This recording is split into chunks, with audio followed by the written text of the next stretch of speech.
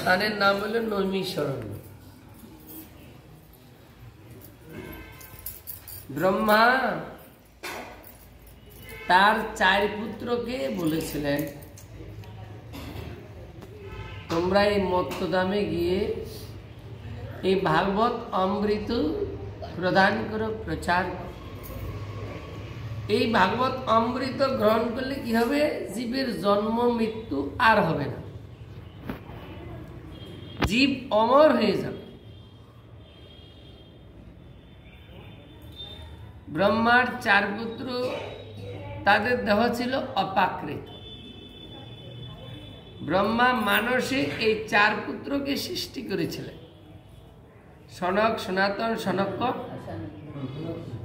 এই 4 জন। তাদেরকে বলেছে তোমরা তপস্যা করো, সাধন আর ভজন।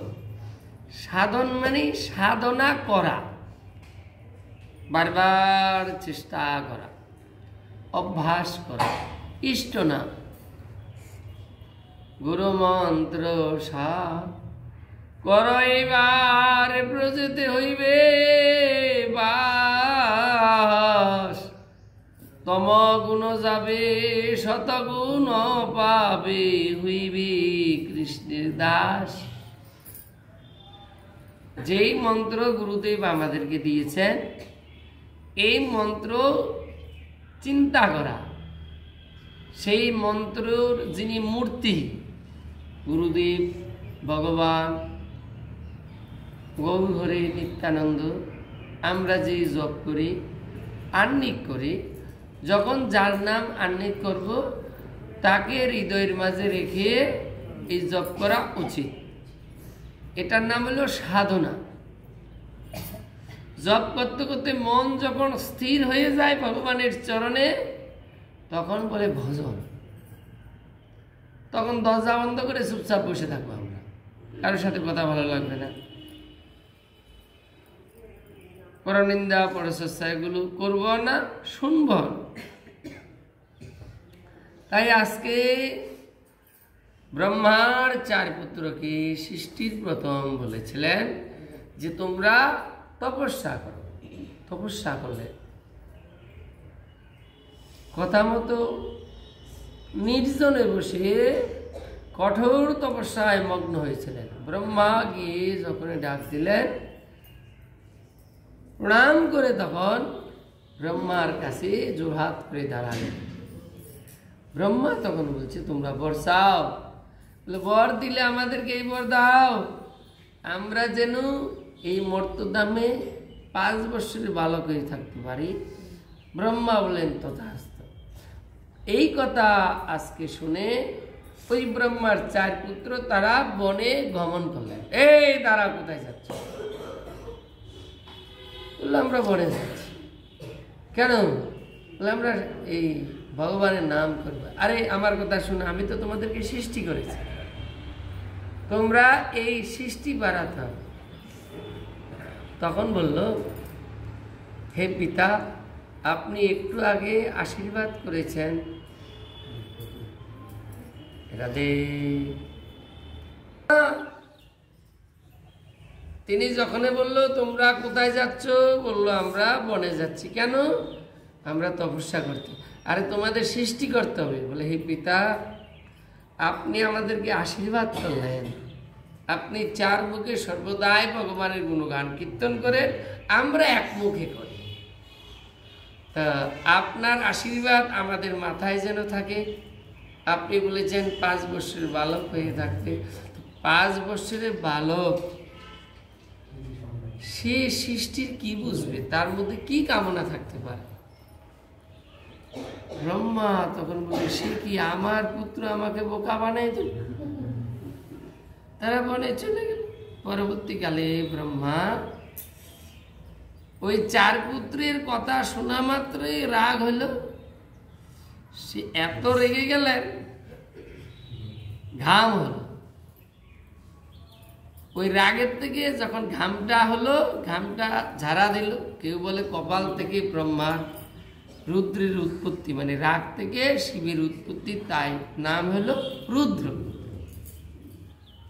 এখন ব্রহ্মা তিনি শিব ঠাকুরকে বললেন সৃষ্টি কর। শিব ঠাকুর তিনি জন্ম হওয়ার সাথে সাথে মন প্রাণ ভগবান রামচন্দ্রের চরণে চলে গেল। তার দেহ হল অপাকৃত। শিব ঠাকুরের দেহ অপাকৃত, আমাদের দেহ হল প্রাকৃত। তাই আজকে অপাকৃতের দিকেই টানে। যেমনি লোহা আর চুম্বক দুটো পাশাপাশি থাকলে আকর্ষণ করে। লোহাটা যদি জং ধরা থাকে আকর্ষণ করবে? করবে না।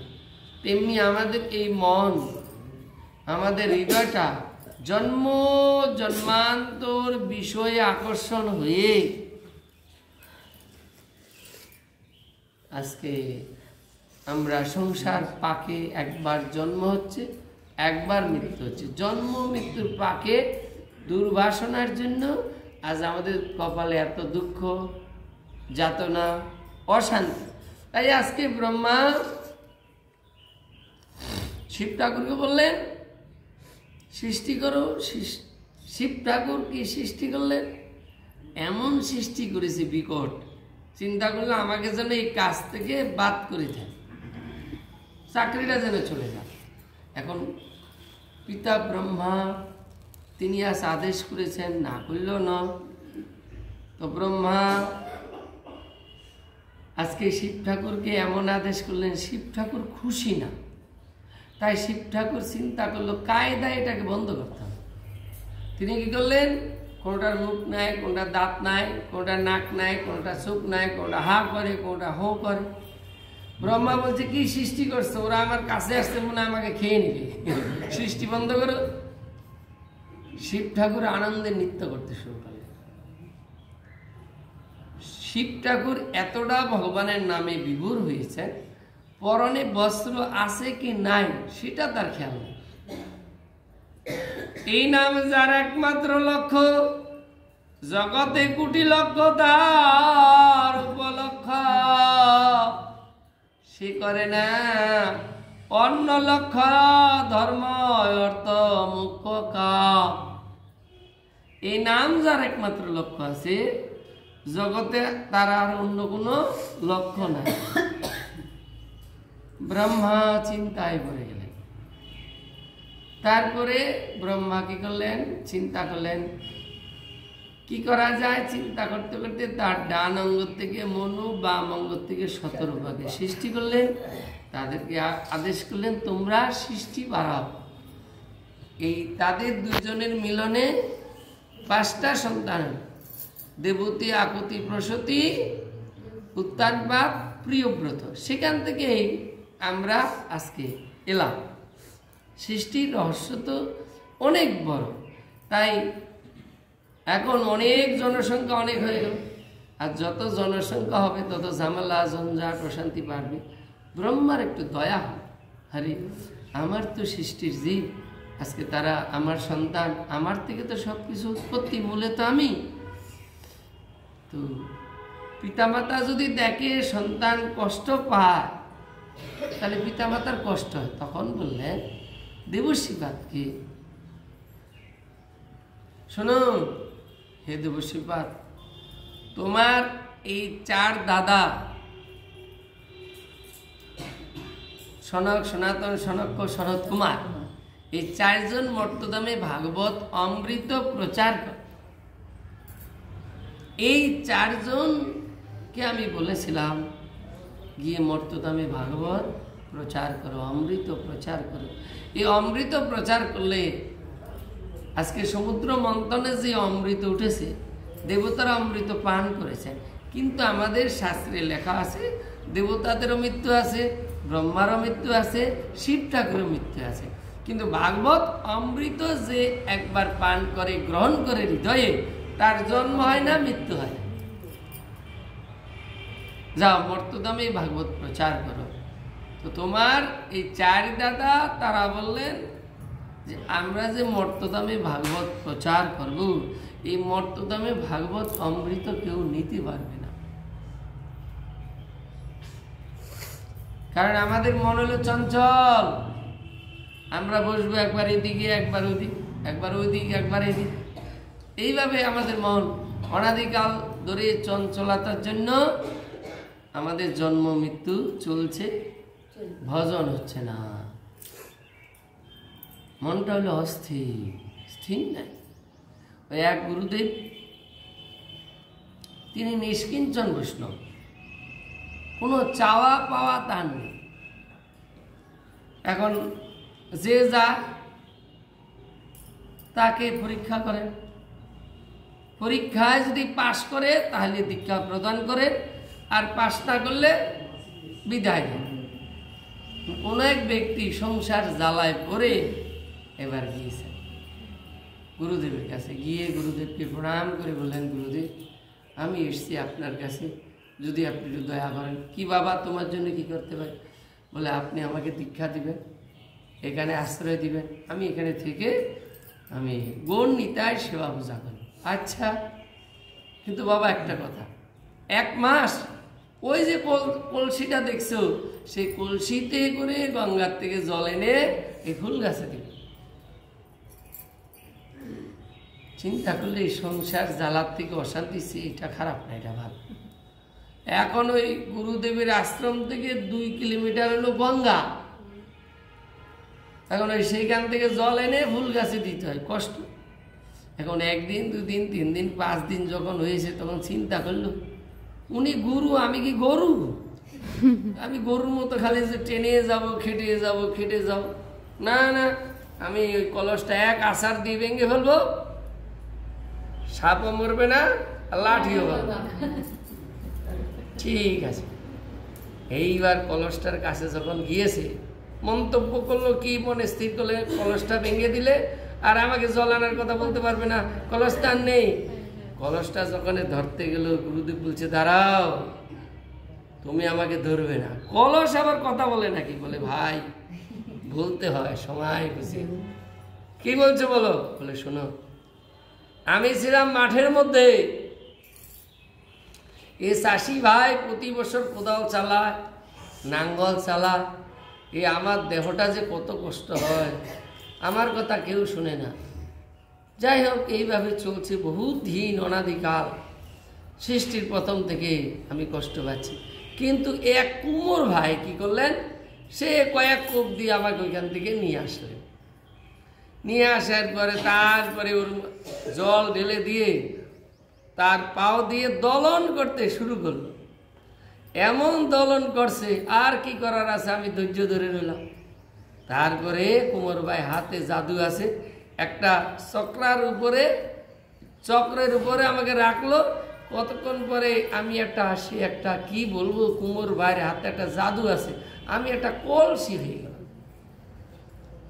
তারপরে আমাকে সেই জ্যৈষ্ঠ মাসের দিনে রোদের মধ্যে রেখে দিল 4-5 দিন। কি কষ্ট, কি কষ্ট। তারপরে আমাকে আগুনের মধ্যে দিয়ে দিল। তারপরে কুমোর ভাই দেখলাম কি, সে মাথায় করে আমাকে বাজারে নিয়ে আসলেন।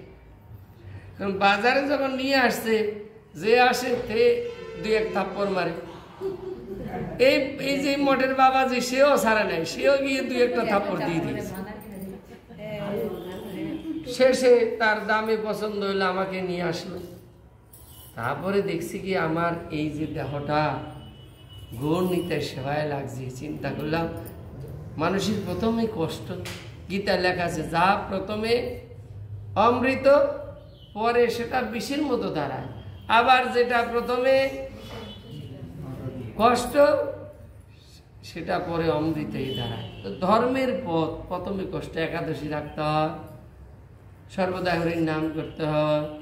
তো সবচেয়ে আমাদের এই ধর্মের মধ্যে একাদশী থাকাটা আর নিরামিষ খাওয়াটা বড় কষ্ট। কি কয়দিন আগে কয়টা উপবাস গেছে? অদ্বৈত সপ্তমী,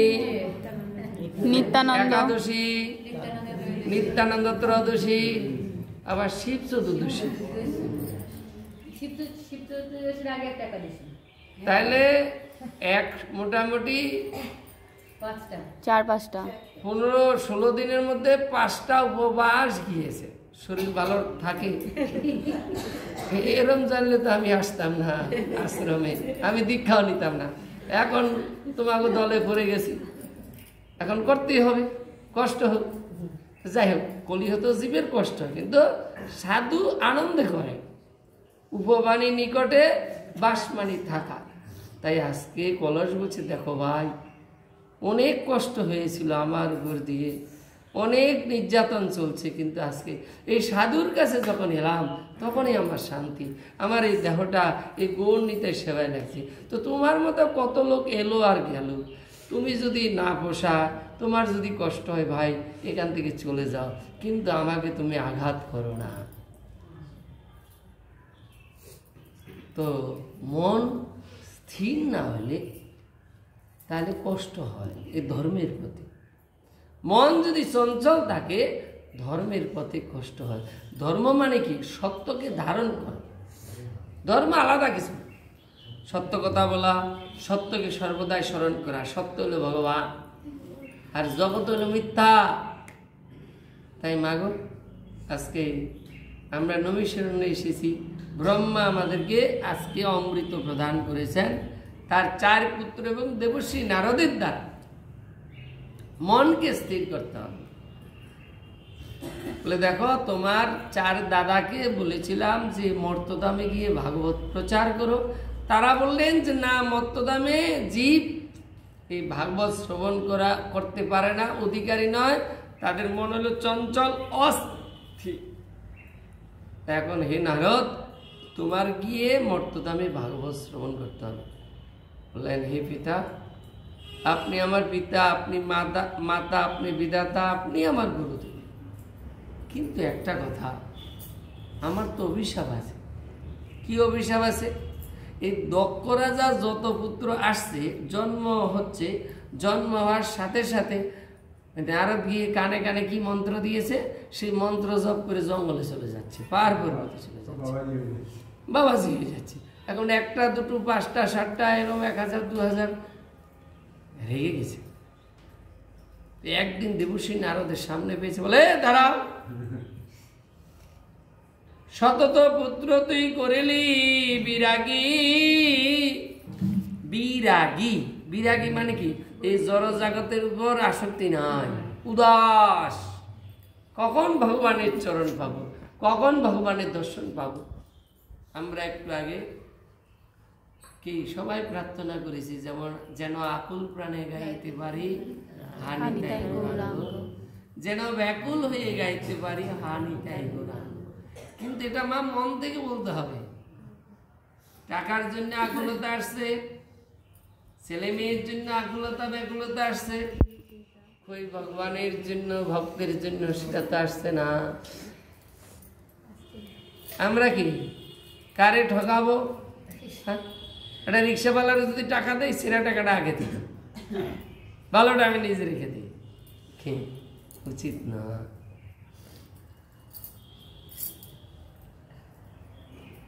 ভারত ভূমিতে জন্ম হয়েছে, যার জন্ম সার্থক করো পর উপকার। আমরা ঋণী হয়ে যাব তার কাছে। এই জগতে মহাভারতের লেখা আছে যে পঞ্চপাণ্ডব যখন ওই ধর্মকুণ্ডে গিয়েছিল জল খেতে, জল তৃষ্ণা পেয়েছে, তখন ধর্মরাজ বক রূপে বলেছিল দাঁড়াও। এক এক করে যখন গিয়েছে, এই যে তোমরা এসেছো জলপান করতে, আমার 4টে প্রশ্নের উত্তর দিতে হবে। যে উত্তর দিতে পারে সে জলপান করবে, আর উত্তর না দিলে জলপান করলে মারা যাবে। কিবা বার্তা, কিবা আশ্চর্য পদ বলি কারে, কোনজন সুখী হন এই চরাচরে। বার্তা মানে কি? বার্তা মানে কথা। কার কথা? ভগবানের কথা, যার হৃদয়ে সর্বদাই ভগবানের নাম চলছে। কিবা বার্তা, কি আশ্চর্য, মানুষ যে এখনো বেঁচে আছি এটাই আশ্চর্য।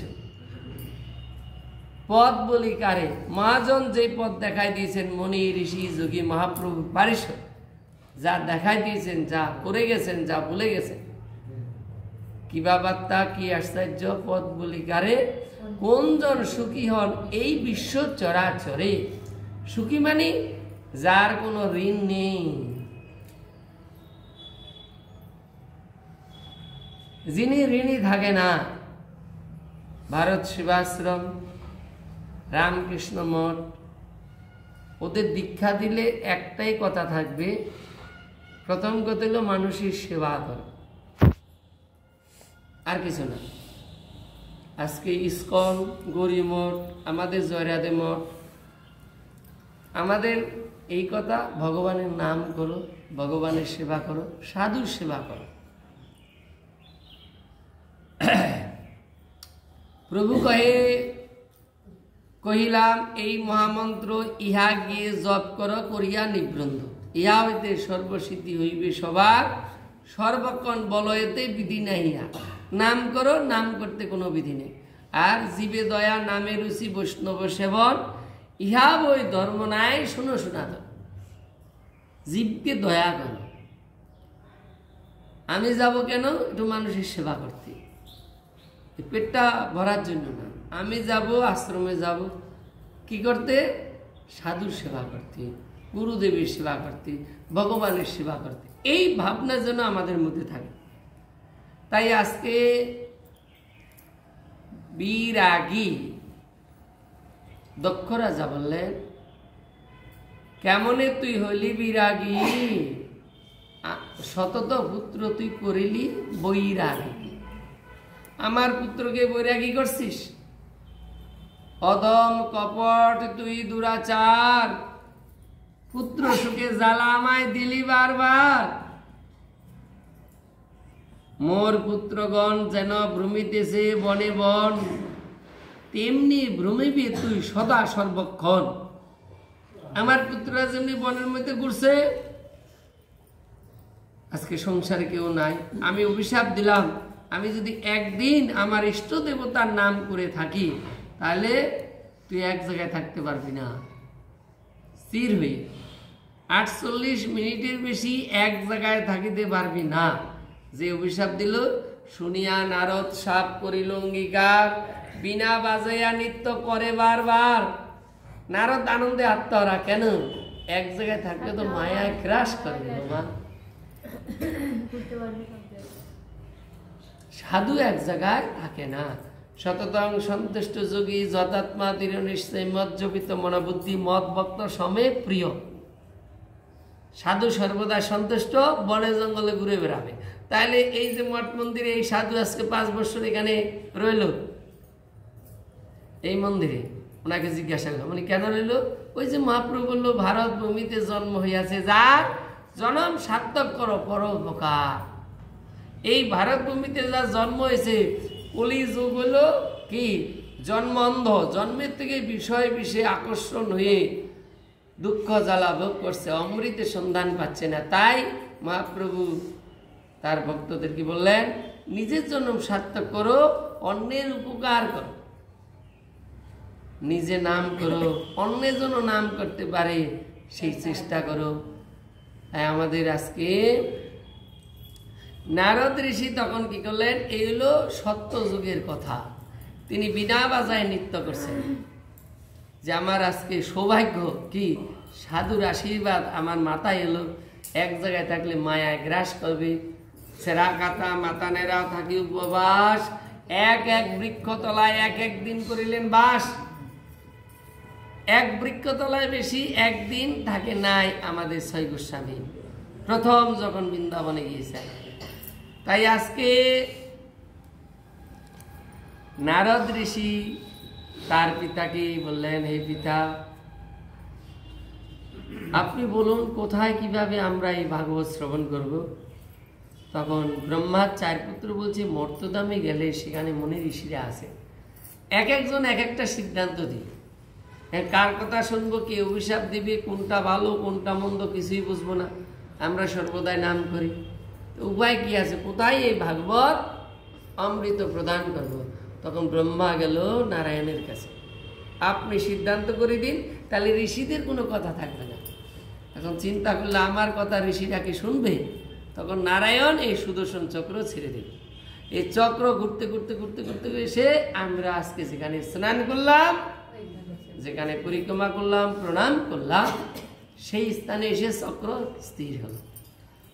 ওই চক্র যখন এখানে এসে পড়লো, সঙ্গে সঙ্গে একটা সরোবর হয়ে গেল, আর ওই জলটা চক্রের মতো ঘুরতে শুরু করলেন। আজও ওই জল দেখো চারিদিকে ঘুরছে, মাঝখানে জল মনে হয় ঘুরছে না, স্থির হয়ে আছে। কোনো বৈজ্ঞানিক এটার কোনো সন্ধান খুঁজে পায় নাই যে জলটা কিভাবে ঘুরছে। এটা ভগবানের অলৌকিক একটা লীলা। এর দ্বারাই বোঝা যায় যে ভগবান এখনো বিরাজমান। এইখানে ব্রহ্মার 4 পুত্র এই ভাগবত অমৃত কীর্তন করেছিল, দেবশ্রী নারদ শ্রবণ করেছে। কারণ শ্রোতা যদি মন স্থির না হয়, তাহলে বক্তা ভাগবত কীর্তন করে তার আনন্দ হবে না, প্রেম হবে না। কোনো বাক্যে কোনো জীবী শ্রদ্ধা যদি হয়, তবে সেই জীবে সাধু সঙ্গ কর। সাধু সঙ্গ হইতে হয় শ্রবণ কীর্তন, শ্রবণ কীর্তন হইতে হয় তার অনর্থ অনিব্রত। কোনো ভাগ্যে কোনো জীবের যদি শ্রদ্ধা হয়, সেই জীব কি করেন, পূর্ব জন্মের কিছু যদি সুকৃত থাকে তখন সাধু সঙ্গে যায়। আমি আমার ওই গুরু দিদি আছে এখানে, ললিতা দিদি, ওনার বাড়ির পাশে এইটুকু একটা মেয়ে, 10 বছর হবে, এত সুন্দর খোল বাজা, খোল শিখে নাই, ঘরে খোলও নেই। আমি লীলা কীর্তনের তাল ধরলাম, আমি ভোগারতি ধরলাম, অনেকটা সুর ধরলাম, যাইয়ে ধরছি সেটাই কিন্তু বাজিয়ে দিচ্ছে। কেন? পূর্বজন্মের স্বীকৃতি, পূর্বজন্মে সাধু ছিল, ভগবানের প্রিয়জন ছিল, ভক্ত ছিল। তাই মাগো এত সুন্দর জন্ম পেয়েছি, এটা হলো সাধনা করার জন্য, ভজন করার জন্য। তাই ভজনটা বাড়িতে হয়। গৃহে তাকে বনে তাকে হা গৌরাঙ্গ বলে ডাকে, নরোত্তম মাগে তার সঙ্গ। বাড়িতে হয়। তাহলে আমরা তীর্থ ভ্রমণ করি কেন? এই তীর্থ ভ্রমণ করলে আমাদের না চিত্তটা শুদ্ধ হবে। এই চিত্ত এখন কি আছে? মলিন আছে। যেমনি জ্বর হলে সব কিছু তিতা লাগবে, মিষ্টি সেটাও তিতা লাগবে। জ্বরটা যখন ওষুধ খেয়ে আমাদের ভালো হয়ে যায়, লিভার ঠান্ডা হয়ে যায়, পেট ঠান্ডা হয়ে যায়, খিদা লাগলে জল দেওয়া অন্ন সেটা অমৃত লাগে। তাই আমাদের ভবজ্বর হয়েছে, এই ভবজ্বর তার জন্য আমরা কি করছি? আজকে তীর্থ ভ্রমণ করছি। এই যে নবদ্বীপ ধাম এখন পরিক্রমা চলছে, বর্তমানে পরিক্রমা শুরু হয়ে গেল। ইস্কন মন্দির যারা প্রভুরা আছেন, ভক্তরা আছেন, এই পরিক্রমা শুরু করে দিয়েছেন। গৌরীয় মঠ, আমাদের জয়রাধে মঠ একাদশীর আগের দিন থেকে শুরু হবে। 9 মার্চ রবিবার বিকাল 4টার থেকে এই পরিক্রমা শুরু হবে। প্রথম দিন 9 দ্বীপ ধাম এর পঞ্চকোশী পরিক্রমা হবে। দ্বিতীয় দিন সকালবেলায় বেরিয়ে যাব। এখানে বিদেশি যারা ভক্ত আছে লক্ষ লক্ষ টাকা খরচা করে আজকে 9 দ্বীপ ধাম পরিক্রমা করেন। কেন? এই ভক্তের চরণদুলা, ভক্তের কৃপা পাওয়ার জন্য। মহাপ্রভু বলেন, ভক্তপদ দুলিয়ার ভক্তপদ জল, ভক্তভুক্ত অবশেষ 3 সাধনের বল। তা ভক্ত কোথায় থাকে? এখন কে ভক্ত তা তো জানি না, কিন্তু তীর্থে ধামে সেখানে মুনি ঋষি যোগী ছিলেন এবং মহাপ্রভু পারিষদ আজও পরিক্রমা করছেন। তো কিছু ভক্ত তো আছেই, যে পথ দিয়ে গতি করেন সন্ন্যাসী, আরে দীর্ঘে 6 কোষ সমপুরী কাশী, 3 কিলোমিটারে 1 কোষ। তো বললেন যে পথ দিয়ে সন্ন্যাসী যাত্রা করেন, এই পথে আরে দীর্ঘে 6 কোষ সমপুরী কাশী। তাই আজকে আমরা তীর্থে দর্শন করি, তীর্থে আসি, ধাম পরিক্রমা করি কেন? ভগবানের কৃপা লাভ করার জন্য, ভগবানকে দর্শন করার জন্য। তাই আমরা যদি এই মন প্রাণ দিয়ে চেষ্টা করি, ভগবান আমাদেরকে এগিয়ে নিয়ে যান। কণ্টকের তরু সদাই সেবিলি অমৃত পাওয়ারি আসে। কণ্টকের তরু সদাই সেবিলি অমৃত পাওয়ারি আসে। প্রেম কল্পতরু গৌরাঙ্গ আমার, প্রেম কল্পতরু গৌরাঙ্গ আমার, তাহারে ভাবিলি বিষে। সংসারকে আমরা ভালোবেসে ভগবানকে দূরে রেখেছি। বিদেশি যারা আছেন তারা সংসারকে ভালোবেসেছেন, এমন ভালোবেসেছেন ভালো মন্দ বোধে ভুলে গেছে কোনটা ভালো কোনটা মন্দ। কিন্তু এই ভগবানের অপাকৃত নাম চারি যুগে চারি ধর্ম জীবেরও কারণ, কলি যুগের ধর্ম হয় নাম সংকীর্তন। এই ভগবানের দিব্য নাম হরে কৃষ্ণ মহামন্ত্র 16 নাম 32 অক্ষর, এই নাম যখন তারা উচ্চস্বরে কীর্তন করেছেন, তারা জপ করেছেন, বিষয় বিষ ভুলে গেল, মায়া ভুলে গেল। তারা সেই বাড়ি ঘর অর্থ সম্পত্তি কারখানা সব ফেলে দিয়ে আজকে নবদ্বীপ ধামে, আজকে গৌরের চরণে দেহ মন প্রাণ সব দিয়ে দিলেন। ওষুধ কি? একমাত্র হরিণ নাম। এনেছি মহা ঔষধি মায়া নাশি বার লাগি। হরিণ নাম মহামন্ত্র জপের মালা সাধুর কাছে লো মাগি। কোনো ওষুধ নাই। কারো সন্তানের যদি চরিত্র খারাপ হয়, কোনো বৈজ্ঞানিক পিতামাতা বন্ধু বান্ধব সেটাকে ঠিক করতে পারবে না। একমাত্র সাধুর কাছে আসলে, সাধুর মুখে হরিকথা শ্রবণ করলে চিত্ত শুদ্ধ হয়ে যাবে, হরির নামে মত্ত হয়ে যাবে, জগতের সবকিছু ভুলে যাবে। এটা বিদেশিদেরকে দিয়ে একবার জ্বলন্ত প্রমাণ দিয়ে গেলেন ভগবান। তাই মাগো, এত সুন্দর আমরা জন্ম পেয়েছি ভগবানের নাম করার জন্য, আর কিছুর জন্য নয়। এই জন্যেই বললেন নাম ভজ নাম চিন্ত নাম করো সার, নাম বিনা কলি যুগে গতি নাইয়া। তা আমি মুখে নাম করব, আমি করে করব? বলে না, মহাপ্রভু নিজে জপের মালায় জপ করেই দেখা দিয়ে গেছেন।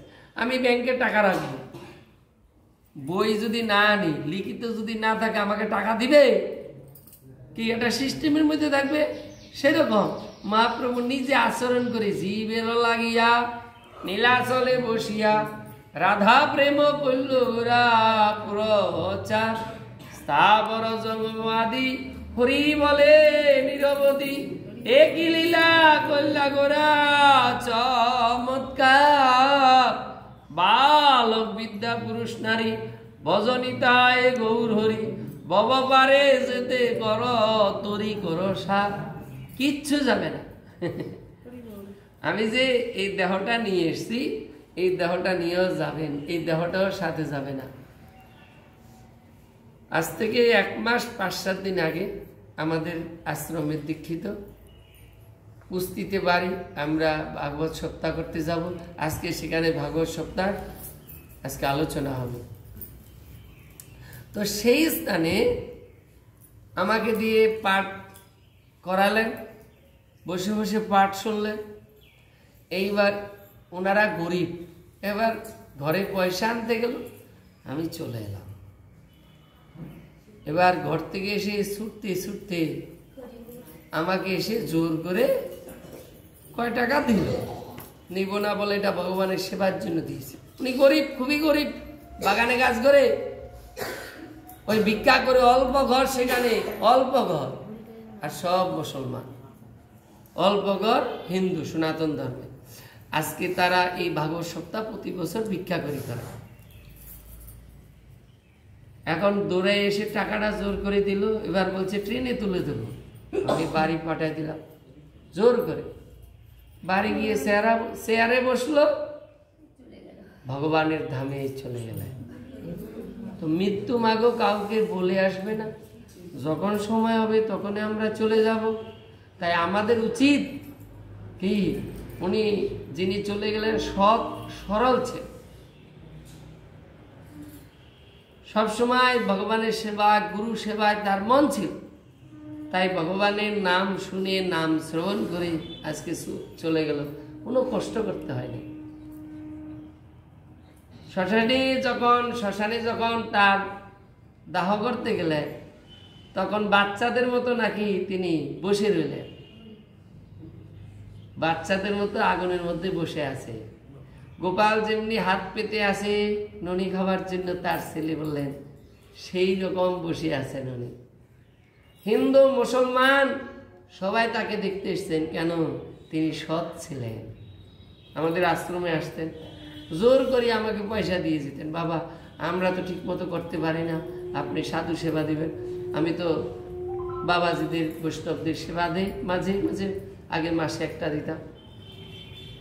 যাই হোক, আমাদের মন থাকবে মহাপ্রভুর বাণীর কথার দিকে, উপদেশের দিকে। কি যে জীবে দয়া নামে রুচি বৈষ্ণব সেবন, ইহা বই ধর্ম নাই শুনো শোনা। জীবকে দয়া করে কি চলে বলে কলে কৌশলে হরির নাম ভিতরে দিয়ে দাও, আর নিজ নাম করো।